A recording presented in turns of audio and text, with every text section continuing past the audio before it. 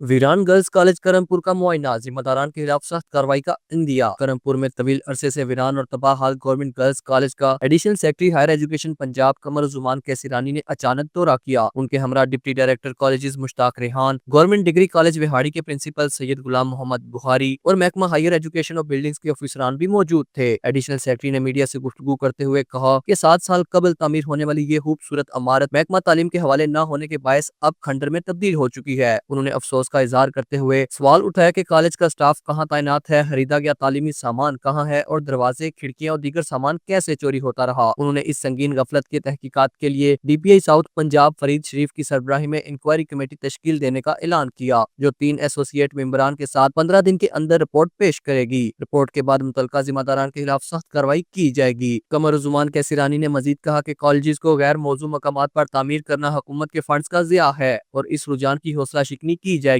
College की मौजूदा location शहर से बहुत दूर है और राब्ता सड़क खस्ता हाल है, जिसकी तामीर के लिए हुकूमत और मुहैया हज़रात की मदद ली जाएगी। उन्होंने ऐलान किया कि फेज 2 में नई ग्रांट से इमारत को काबिल इस्तेमाल बनाकर रवां साल फर्स्ट ईयर की क्लासेस शुरू की जाएंगी। उनका कहना था कि वज़ीर आला पंजाब बच्चियों की तालीम को अवलीन तरजीह देती हैं और इस मंसूबे को जल्द पाया तकमील तक पहुँचाया जाएगा। मोहम्मद ज़ीशान भुट्टा, JK न्यूज़, विहाड़ी।